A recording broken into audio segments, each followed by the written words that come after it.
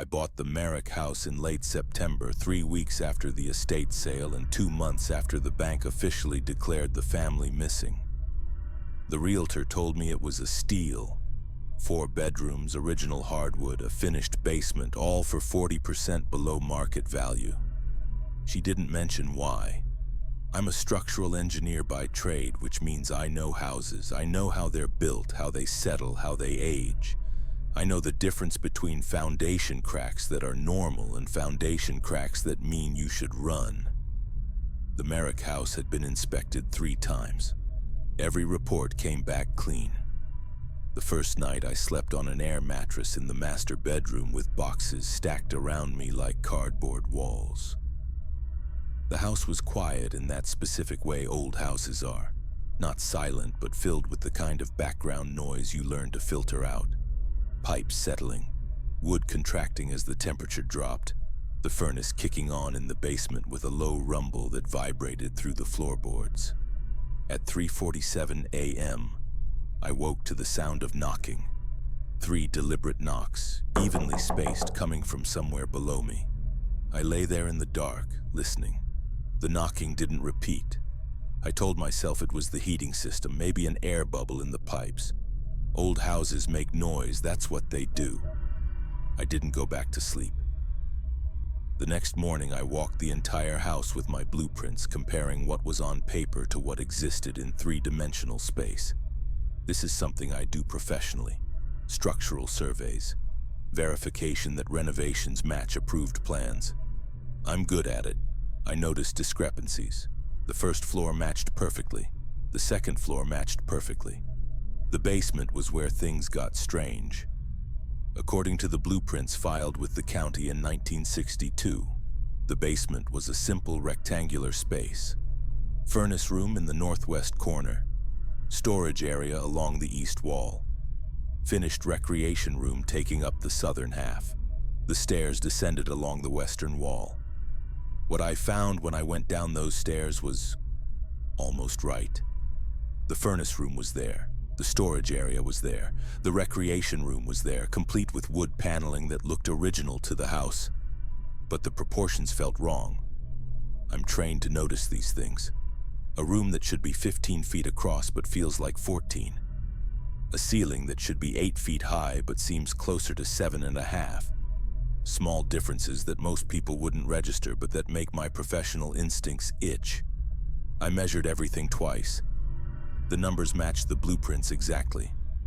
15 feet. 8 feet. Perfect. So why did it feel wrong? I was standing in the recreation room staring at my tape measure and trying to understand why my eyes and my tools were telling me different things when I noticed the door. It was in the northeast corner where the blueprints showed nothing but foundation wall. A plain wooden door painted the same dingy white as the paneling, with no handle and no hinges visible from my side. Just a door-shaped rectangle set flush with the wall. The outline barely visible unless you were looking for it.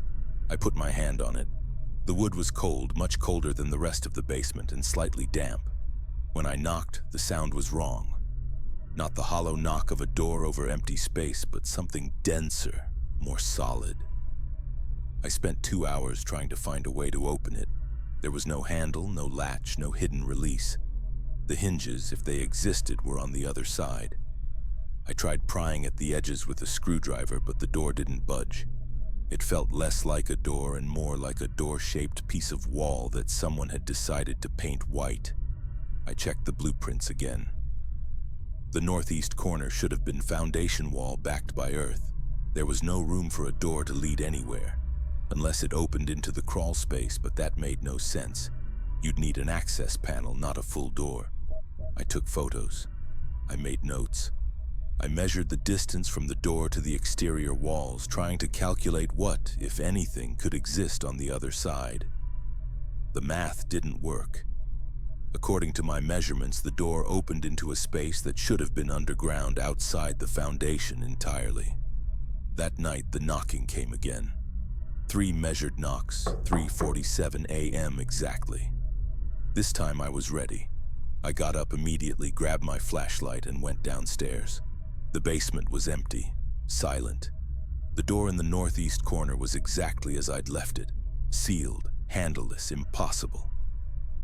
I stood there in my t-shirt and boxer shorts, flashlight beam playing across that blank white surface, and I knocked back, 3 times matching the rhythm I'd heard. Nothing happened. I went back to bed but didn't sleep. I lay there listening to the house settle around me, waiting for the knocking to start again.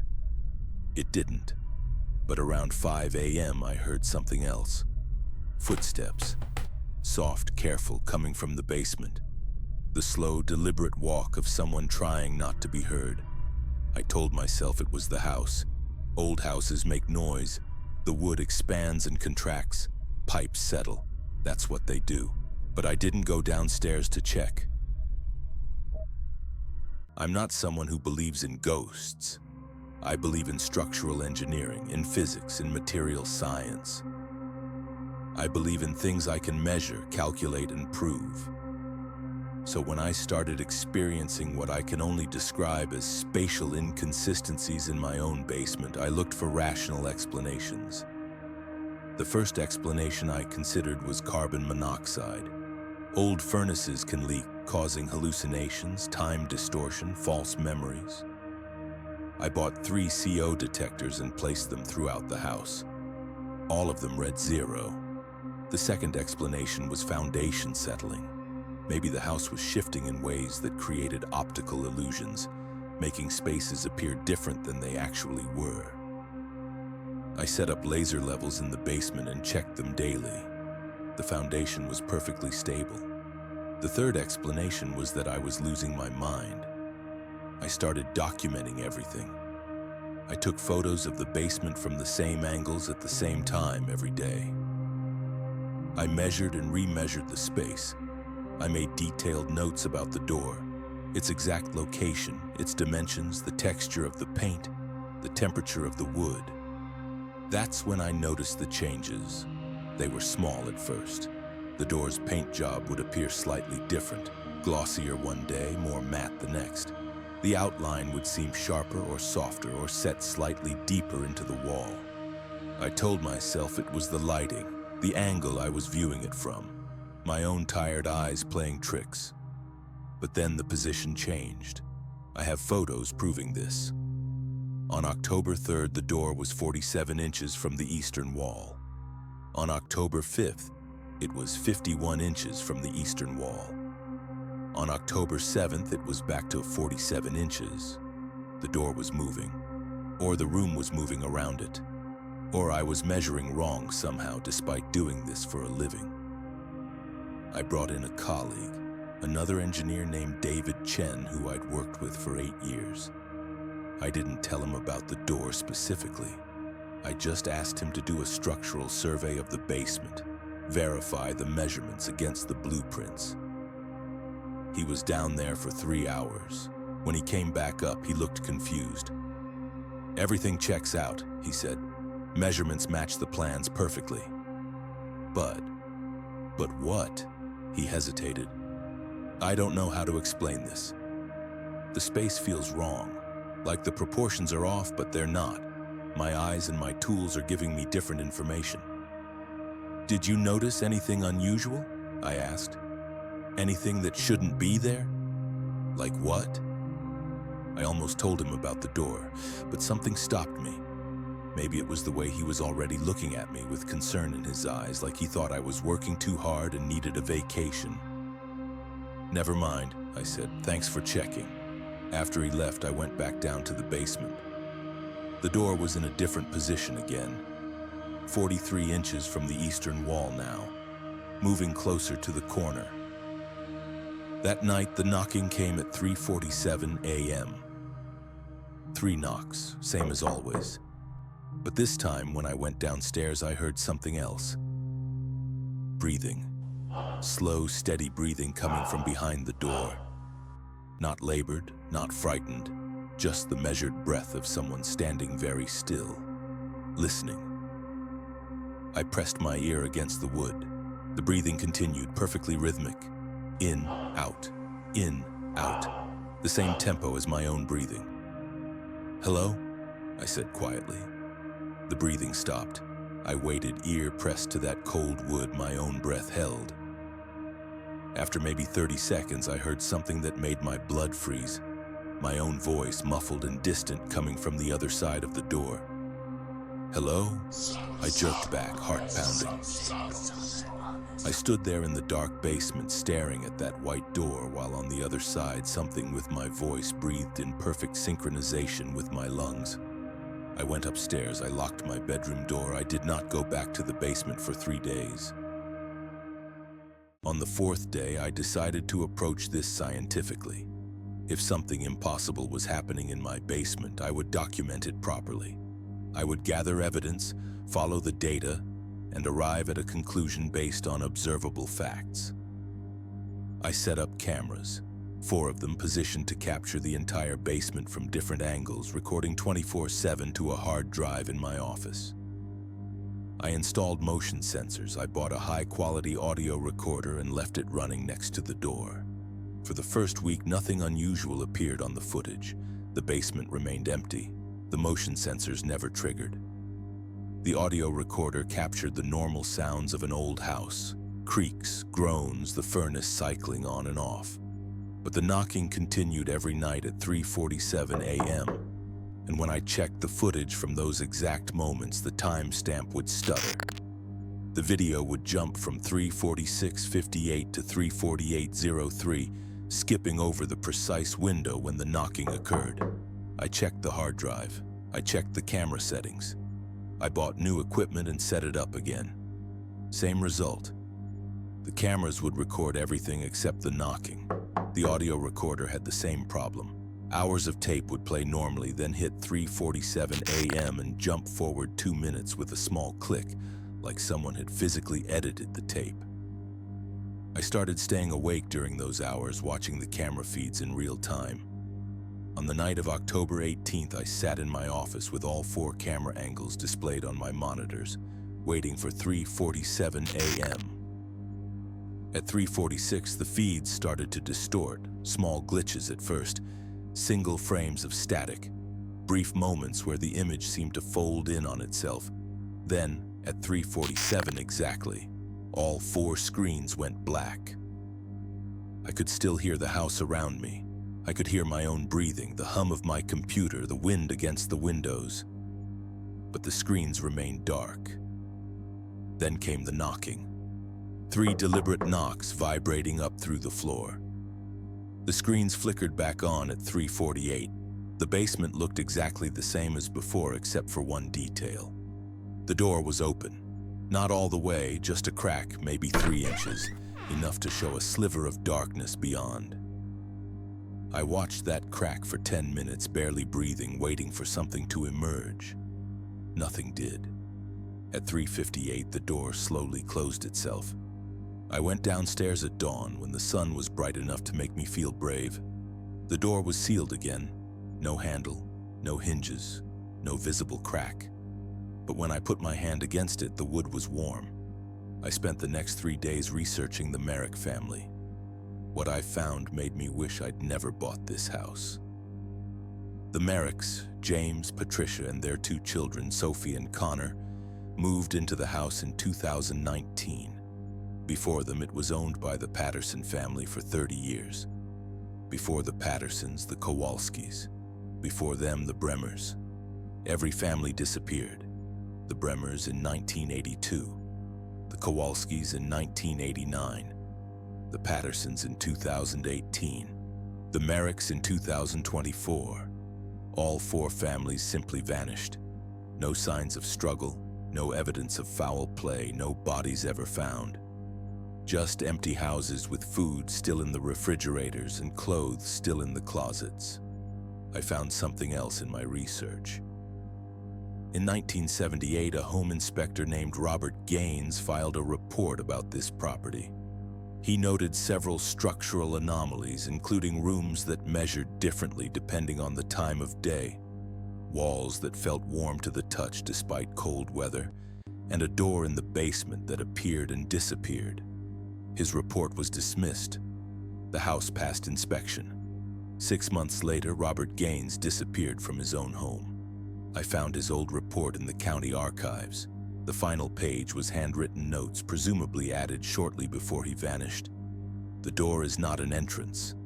It's a threshold. Every time it opens, something crosses over and something else crosses back.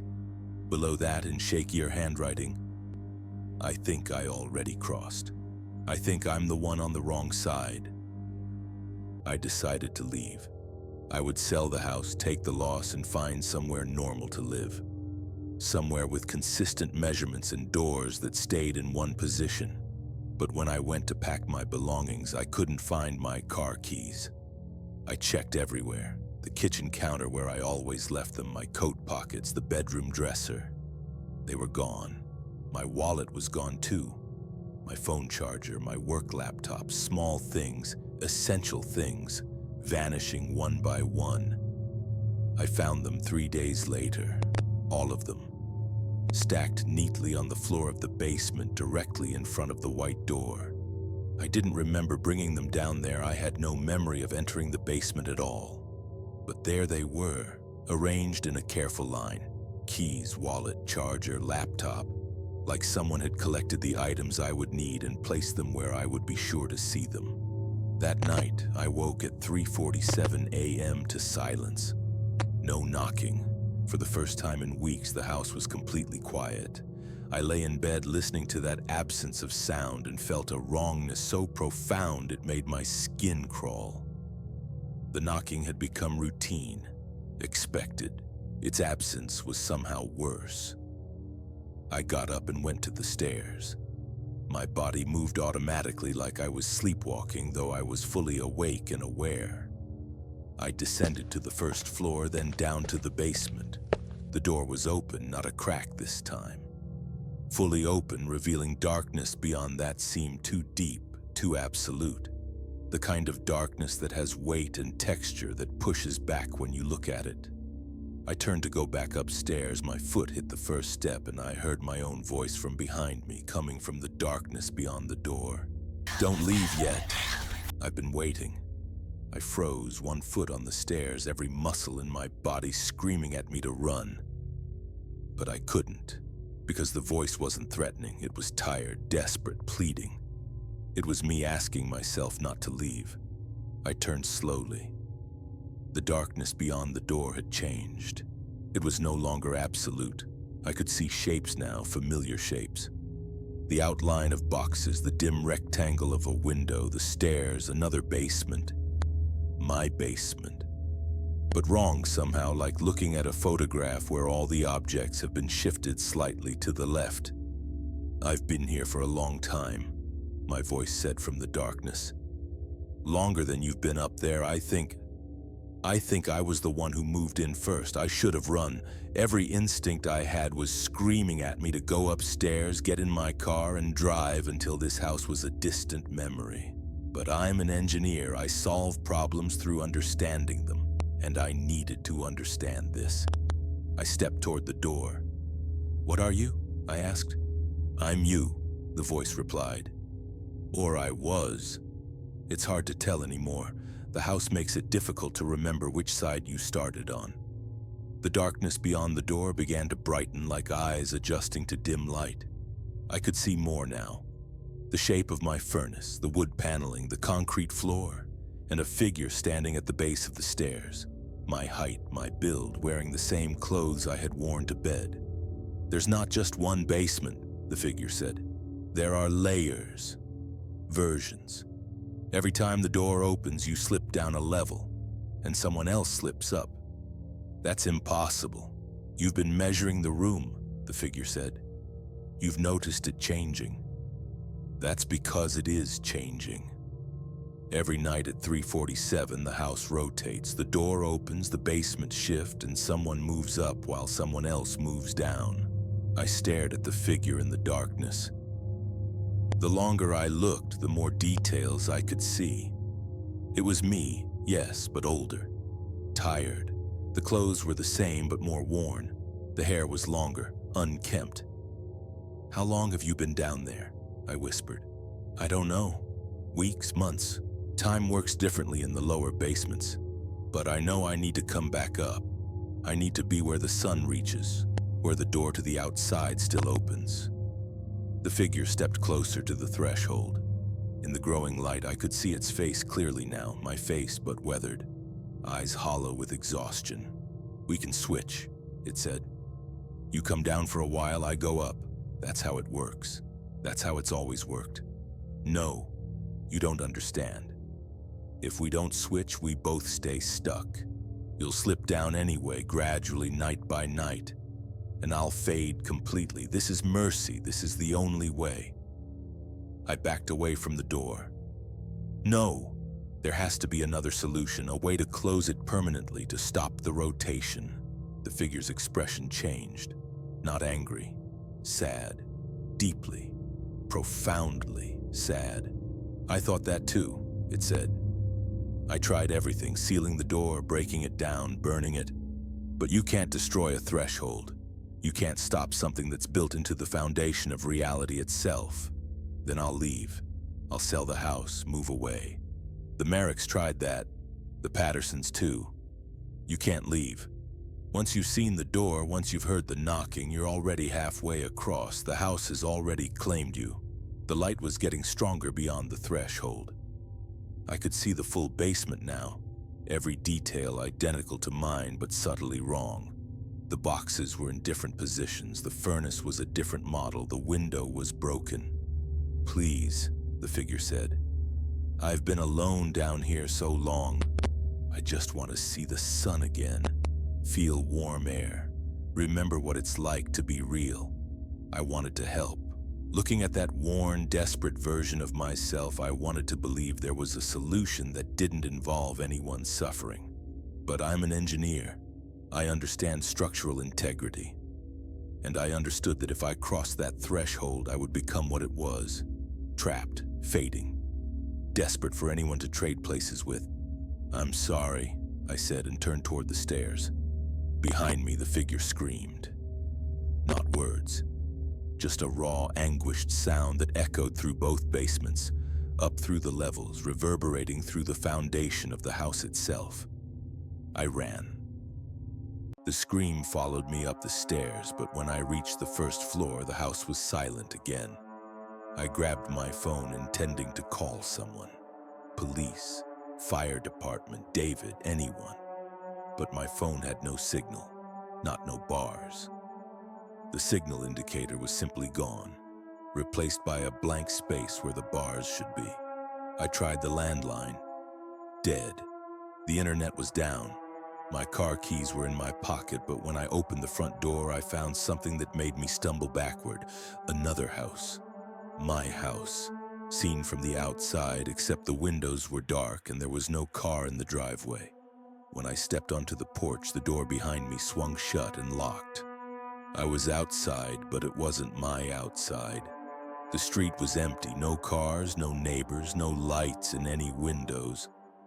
The sky was the wrong color, not quite gray, not quite black, but something in between that hurt to look at. I walked to where my car should have been. The driveway was cracked, overgrown with weeds that looked like they'd been there for years. My car was gone, but there was an oil stain where it had once parked, faded and weathered by time. I tried the other houses on the street.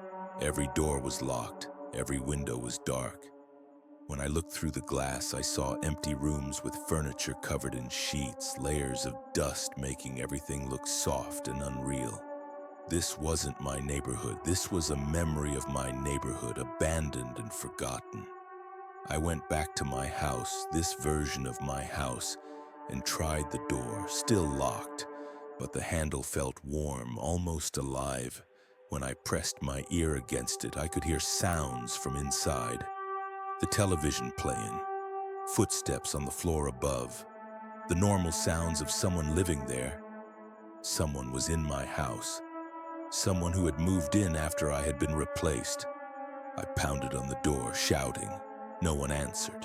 The sounds continued, casual, domestic, undisturbed. Whoever was inside couldn't hear me, or didn't care. I found a rock and broke a window. The alarm system didn't trigger. I climbed through, cutting my hand on the glass, and dropped into my own living room. Everything was almost right. The furniture was in the correct positions, my books were on the shelves, but the photos on the walls were different. They showed me in places I'd never been, with people I didn't recognize. Me at the beach, me at a wedding, me standing in front of this very house with a big smile holding a sold sign. I heard footsteps above me. Someone was walking around on the second floor. Walking through my bedroom, I climbed the stairs slowly, leaving bloody handprints on the railing.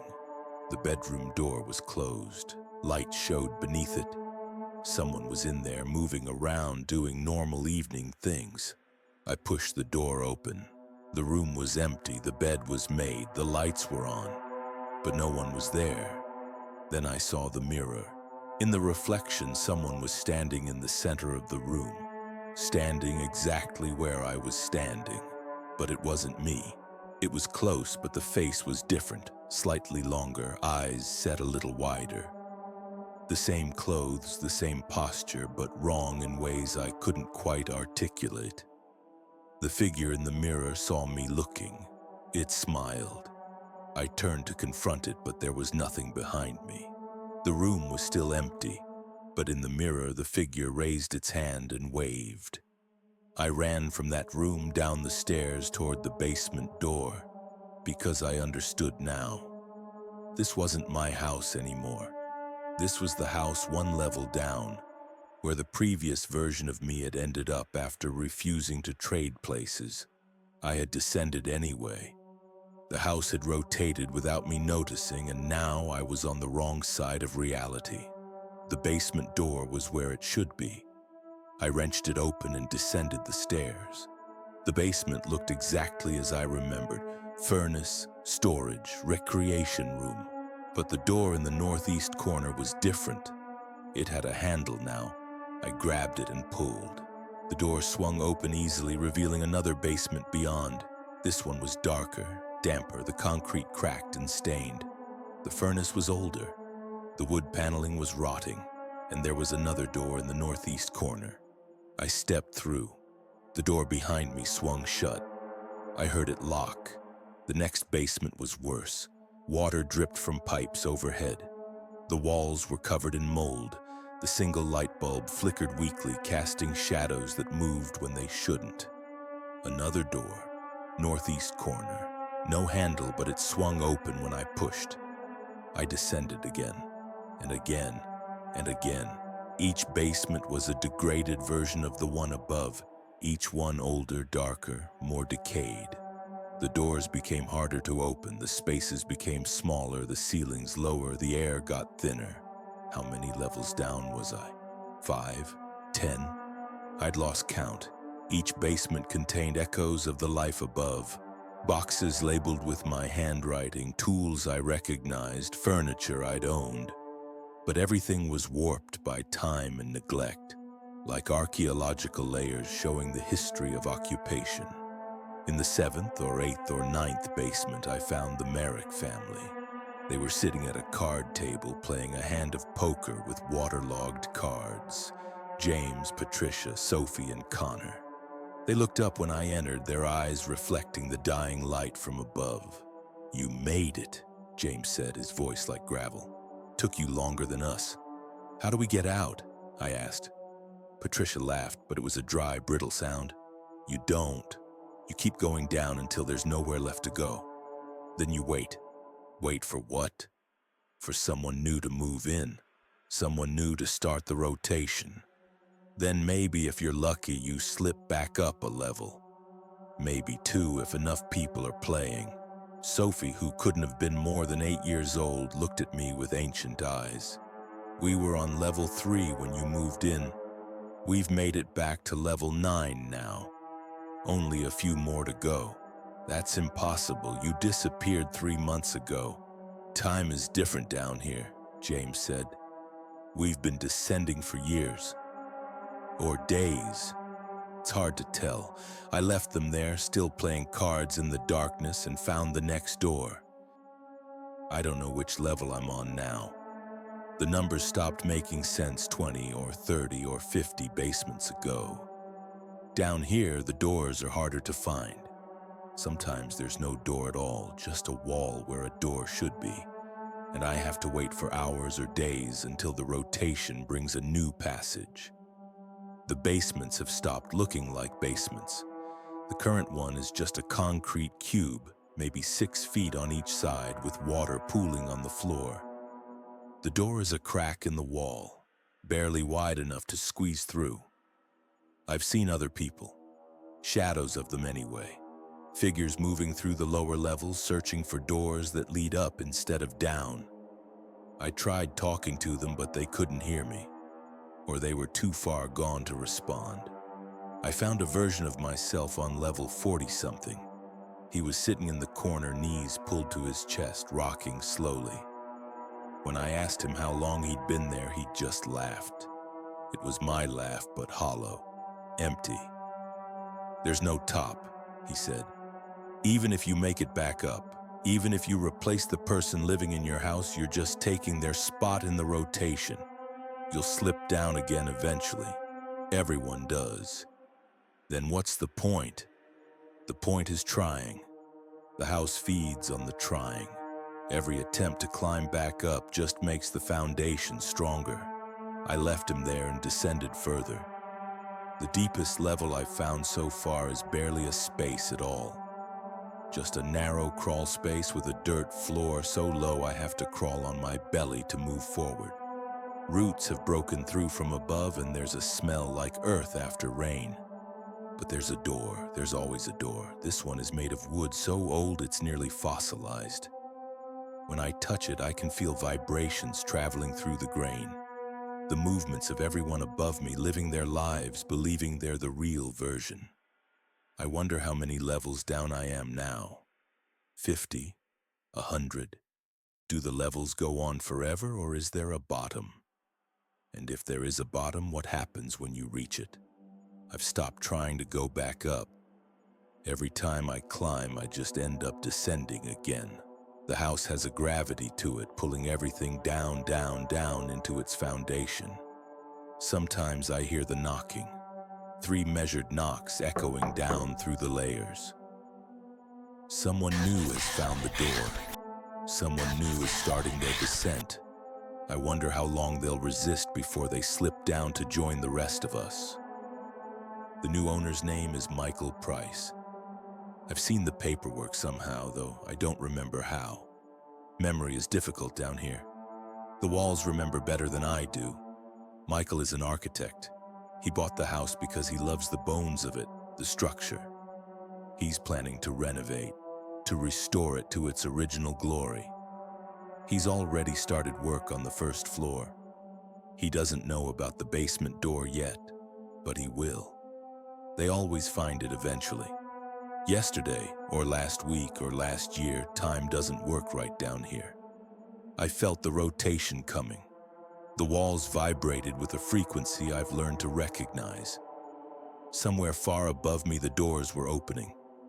People were shifting levels. I felt myself rising. Not by much, maybe 1 level, maybe 2, but rising nonetheless. Someone else had descended and the house was making room. If I'm very lucky, if enough new people move in, if enough cycles pass, I might make it back to a level where I can see daylight through a window, where I can remember what it felt like to be real. But I understand now what the house is.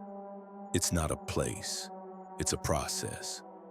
A machine for replacing people, for taking the real and substituting copies, sending the originals down into the foundation while the replacements live out their lives above. Every house has a foundation. Most people just don't realize how deep those foundations go. Michael is a good person. I can tell from the way he treats the house, the care he takes with the renovations. I almost feel bad about what's going to happen to him, but not bad enough to warn him. Because I've learned something in my time down here. The only way to rise is if someone else falls. That's the rule, that's the rotation, and I'm tired of falling. Michael Price loved the Merrick house from the moment he saw it. The bones were perfect. The structure was sound. A little cosmetic work, some updated wiring, and it would be his dream home. The previous owner had left suddenly, according to the realtor. Some kind of emergency. Everything was sold as is, including the furniture and personal belongings. It was unusual, but Michael wasn't complaining. The price was incredible. He moved in on a Tuesday in November. The first few nights were peaceful. He slept well, dreaming about the renovations he would make. The house was quiet in that specific way old houses are, not silent but filled with comfortable settling sounds. On Thursday night, he woke at 3:47 a.m. to the sound of knocking. 3 deliberate knocks, evenly spaced, coming from somewhere below him. Michael lay there in the dark, listening. The knocking didn't repeat. He told himself it was the heating system, maybe an air bubble in the pipes. Old houses make noise, that's what they do. In the morning, he would go down to the basement to check. He would find the furnace, the storage area, the recreation room with its wood paneling. And in the northeast corner, he would find something that wasn't on the blueprints. A door. Plain white, no handle, sealed shut. And behind that door, 50 levels down, maybe 60, I would hear his footsteps above me and smile, because the rotation was starting again, and this time I was going to climb. If you're still here, you made it. You survived another descent into the dark. But tell me, how sure are you that you're still on the right side? If this story made your skin crawl, leave a like to let me know you escaped. Subscribe to The Withered Veil for more nightmares that follow you into your sleep. And remember, every house has a foundation. And some foundations go much deeper than they should. Sleep well, if you can.